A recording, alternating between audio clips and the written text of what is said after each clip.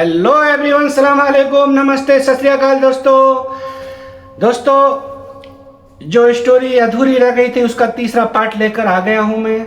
और आपका बहुत बहुत शुक्रिया दोस्तों। जैसा मुझे प्यार आप दे रहे हैं वैसे ही आप मुझे देते रहिए, जिससे कि मेरा हौसला हमेशा ऐसा ही रहे।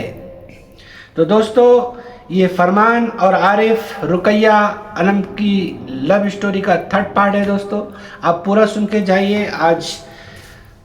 आज का पार्ट बहुत ज़बरदस्त, बहुत इंटरेस्टिंग होने वाला है दोस्तों।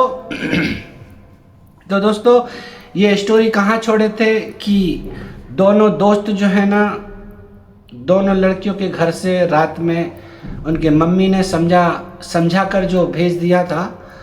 फिर ये लोग दोस्तों अपने घर चले जाते हैं और बहुत परेशान रहने लगते हैं। इधर दोनों लड़कियां परेशान रहती हैं, तड़पती हैं उनका दीदार करने के लिए, और दोनों दोस्त भी दीदार करने के लिए दोस्तों तड़पते हैं। लेकिन दोस्तों पहले दौर में इज्जत से बढ़ के कुछ नहीं होता था। आज भी बहुत सारे लोगों को इज्जत से बढ़ के कुछ नहीं होता है, लेकिन पहले अधिकतर लोग इज्जत के लिए मर जाते थे और मार देते थे। यही डर सता रहा था उनको, कहीं उनके दादा को मालूम हुआ तो हमारे गांव से उठा के हम दोनों को ले जाएंगे। इसी डर की वजह से उनके गांव को वो दोनों फरमान और आरिफ नहीं आ पा रहे थे दोस्तों, मगर तड़प रहे थे। इधर दोनों लड़कियां तड़प रही थी, दोनों बहनें उनका दीदार के लिए, और उधर दोनों दोस्त तड़प रहे थे उनके दीदार के लिए।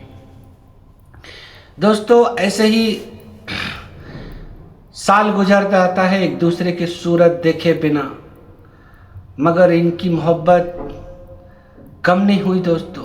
वही तड़प थी एक साल के बाद भी। एक दिन दोस्तों गांव में मेला लगता है। हर साल उस गांव में मेला लगता है दोस्तों, और मेले में एक साल के बाद फरमान और आरिफ भी गए हुए थे, और मेले में रुकैया और अनम भी गई हुई थी। दोस्तों मेले में एक दूसरे पर नज़र पड़ती है, और जैसे मछली पानी से निकाल के तड़पती है ना, ऐसा इस तरह से देखते कि इनके दिलों में तड़प पैदा होती है, और चारों एक दूसरे को मिलने के लिए करीब पहुंच जाते हैं। दोस्तों इनकी किस्मत खराब थी, क्या था नहीं मालूम। जैसे ही एक दूसरे को गले लगाते हैं चारों लोग, इनकी मम्मी फिर देख लेती हैं वो नज़ारा। फिर देखते कि मम्मी क्या सोचती है।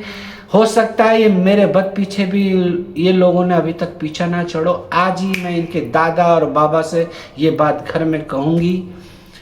दोनों बहन डर जाती हैं, और दोनों बहनें अपने माँ के पैर पड़ती हैं और वादा करती हैं, मम्मी आज के बाद आखिरी बार हमें माफ़ कर दो, आखिरी बार हम इनसे बात करें, अब दोबारा कभी बात नहीं करेंगे। माँ इज्जत को देखते हुए खामोश बैठ जाती है और सोचने लगती है, मेरी बेटी दोनों जवान हो गई है, इनकी शादी ही कर देना अच्छा होगा, नहीं तो एक दिन इनके साथ भाग जाएंगी, मुंह काला कर लेंगी, फिर हमारी इज्जत का क्या होगा। ये दिमाग में माँ के बहुत एक तूफान आंधी के जैसा ये चल रहा था दोस्तों।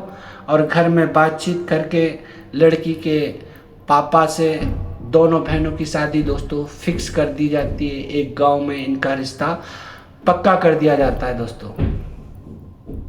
ये बात से दोनों दोस्त फरमान और आरिफ बेखबर थे दोस्तों, इनको इस चीज़ का कोई अंदाज़ा नहीं था।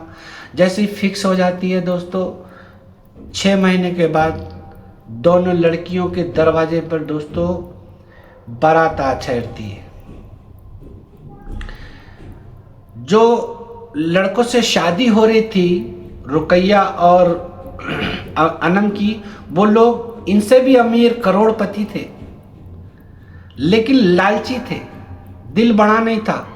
पैसे वाले थे, लालची थे, और इनसे दहेज की डिमांड करी थी।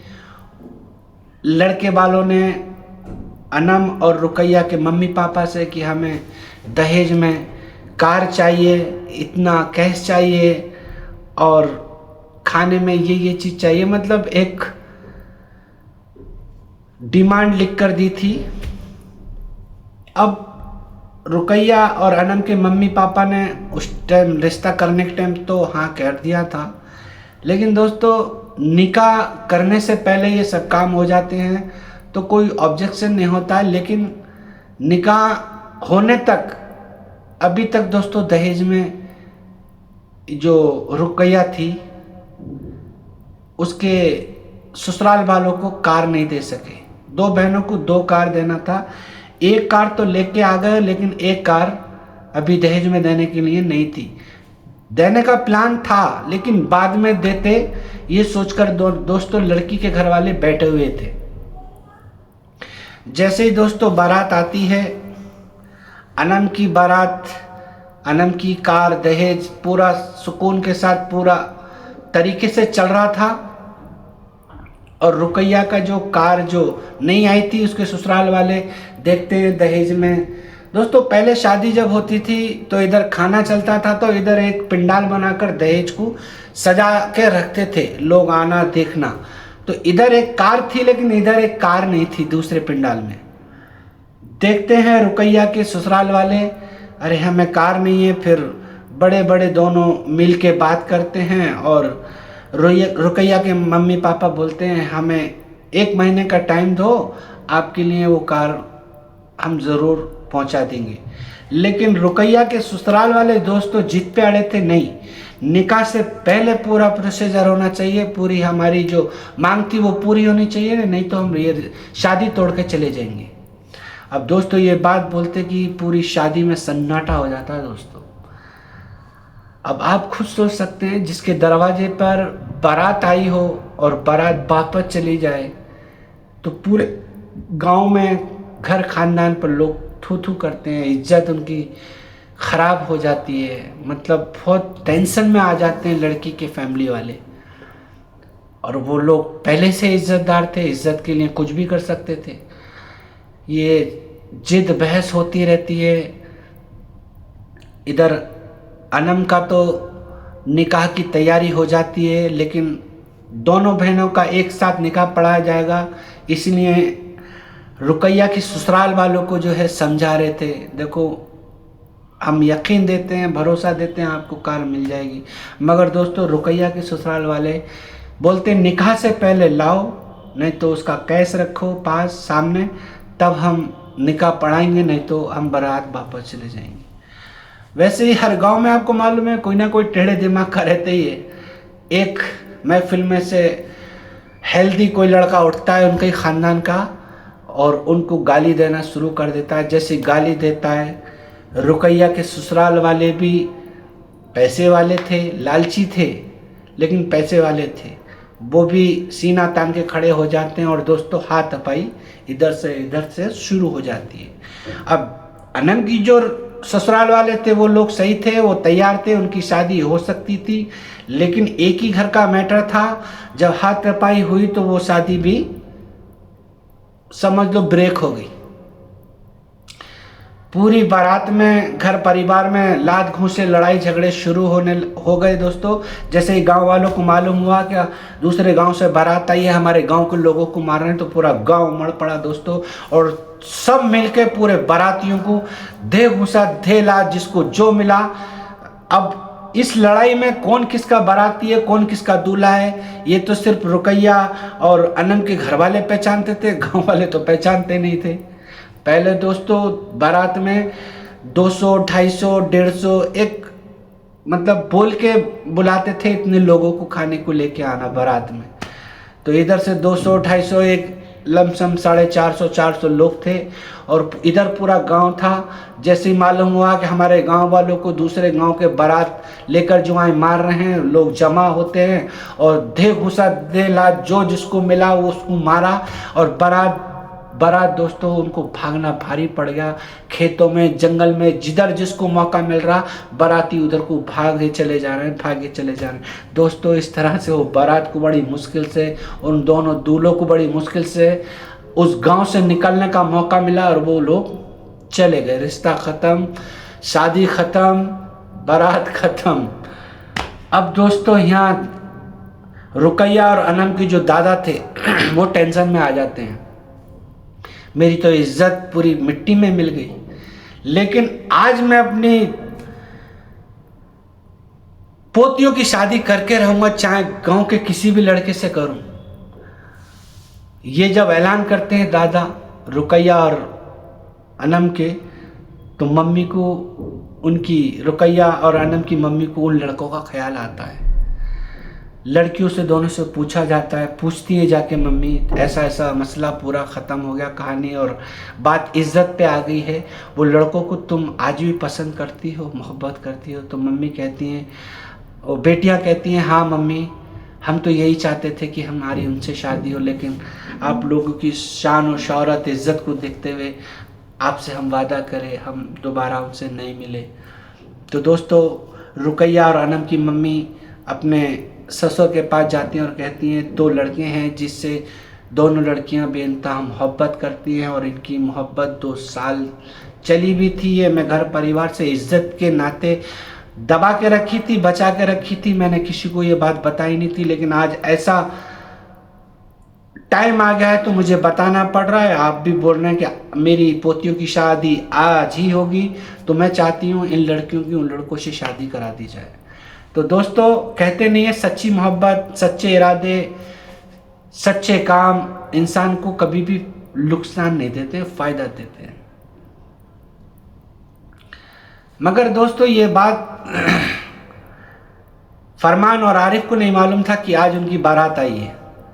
उनको जब मालूम होता है तो उनके दिल जोर जोर से धड़कते हैं और दोनों दोस्त एक दूसरे से लपट कर बहुत रोते हैं। लेकिन इनको ये नहीं मालूम था इनका रोना बहुत बड़ी खुशी में बदलने वाला है। जब दोस्तों इनका जब जिक्र इनके लड़कियों के दादा के पास पहुंचता है तो दादा उनका पता करके गांव के 4 लोगों को लेकर उस गांव में जाते हैं और उन दोनों लड़कों के फैमिली वालों से मिलते हैं और कहते हैं हमारी लड़कियों से आपके लड़के मोहब्बत करते हैं और हमें इमरजेंसी में आज ही हमारी लड़कियों की शादी आपके लड़कों से करनी है। दोस्तों, वो गरीब थे, पूरे घर में बड़े लोग बैठते हैं, बातचीत करते हैं और इमरजेंसी में ही ये बात क्लियर हो जाती है कि इन दोनों लड़कों से शादी की जाएगी। और दोनों लड़कों को क्या करते हैं, गांव वाले, उनके घर वाले ढूंढने जाते हैं और दोनों को बोलते हैं चलो तुम्हारे घर जल्दी चलो। दोनों दोस्तों को बुलाते हैं और दोस्त पूछते हैं क्यों ऐसा इमरजेंसी में बुलाया जा रहा है। तो दोस्तों से कहा जाता है वो जिन लड़कियों को तुम मोहब्बत करते थे ना, उनके दादा तुम्हारे घर पर आए हैं। वाह वाह वाह वाह, दोनों दोस्तों की फूक निकल जाती है। अप्पा, तो हम इतने दिन से मिले भी नहीं हैं, अब हमने क्या कर दिया। उनके दादा काई को आए, उनको डर के मारे फूक निकल गई, ऐसे घबराने लगे, कांपने लगे दोनों दोस्त, फरमान और आरिफ। लेकिन उन्होंने उनको जो लेने आए थे उनके परिवार के लोग, डरो मत, आज तुम्हारी शादी हो जा रही है। मगर उन दोनों को दोस्तों को यकीन ही नहीं हो रहा इस बात पर। घर परिवार वाले लोग थे, लेके आए थे, भरोसा करके घर को जब आके देखते हैं तो वाकई में उनके दादा बैठे हुए थे और दादा ने सिर्फ दोनों से एक ही सवाल किया, मेरी लड़कियों से आप शादी करोगे या नहीं? उन्होंने हाँ कर दिया। दोनों को दोस्तों जल्दी जल्दी नहलाया धुलाया, दूल्हा बनाया और दूल्हा बना के सीधा अपने गांव को आने के लिए बोल दिया। दादा बातचीत करके पूरा कंप्लीट और अपने घर को आ गए। और थोड़ी देर के बाद दोस्तों चंद लोग बारात लेकर उन दोनों घास काटने वाले लड़कों को उस गांव में लाते हैं और सहेज पे बिठाते हैं और बिठाने के बाद चारों का दोस्तों निकाह कर देते हैं। निकाह होने के बाद दोस्तों लड़कियां इतने खुश थीं और लड़कों की भी खुशी का कोई ठिकाना नहीं था। हमारे भाई फरमान और आरिफ भाई को सलाम हो, इनकी सच्ची मोहब्बत इनको मिल गई, वो भी निकाह के गिफ्ट के तौर पर। ना तो दोस्तों सच्ची मोहब्बत मिलती नहीं है। जो मोहब्बत में गंदगी पैदा होती है भले ही मिल जाए, लेकिन सच्ची मोहब्बत मिलती नहीं है। अब उन्होंने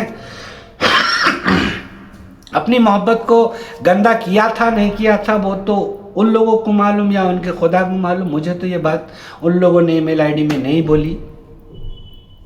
बहरहाल चारों की शादी हो जाती है, चारों खुश हो जाते हैं और जो खाना पीना जो तैयार हुआ था गांव वालों को बुलाकर और फरमान और आरिफ के गांव वालों को मिलाकर सबको बैठाकर खिला देते हैं। और दोस्तों इसी तरह से ये शादी मुकम्मल कंप्लीट हो जाती है। और आज फरमान के बच्चे जवान हो गए हैं, बड़े हो गए हैं, 5 बच्चे हैं और आरिफ के भी 6 बच्चे हैं। दोनों की ज़िंदगी खुशहाल चल रही है दोस्तों, और अपनी ज़िंदगी को वो बहुत खूबसूरत तरीके से जी चुके हैं। और मैं दुआ ये करता हूँ जब तक जिए वो खुशियों से जिए और उनकी ज़िंदगी में कोई परेशानी नहीं आए। दोस्तों आपका शुक्रिया फरमान भाई और आरिफ भाई, जो आपने हमें स्टोरी दी। आपसे रिक्वेस्ट है ये स्टोरी को ज़्यादा से ज़्यादा शेयर कराएं। चलिए दोस्तों, मेरे चैनल को सब्सक्राइब जरूर कीजिए, वीडियो अच्छी लगे तो लाइक कीजिए और कमेंट कीजिए, शेयर कीजिए दोस्तों। और किसी को भी अपनी ज़िंदगी का कोई भी प्यारा लम्हा अगर कैद कराना है इंटरनेट की दुनिया पर, तो मुझे कमेंट सेक्शन में अपनी स्टोरी के लिए मुझसे बात कर सकते हैं दोस्तों। चलिए फिर लेके आते हैं कोई नई रियल लाइफ पर रियल स्टोरी। चलिए, अल्लाह हाफिज़।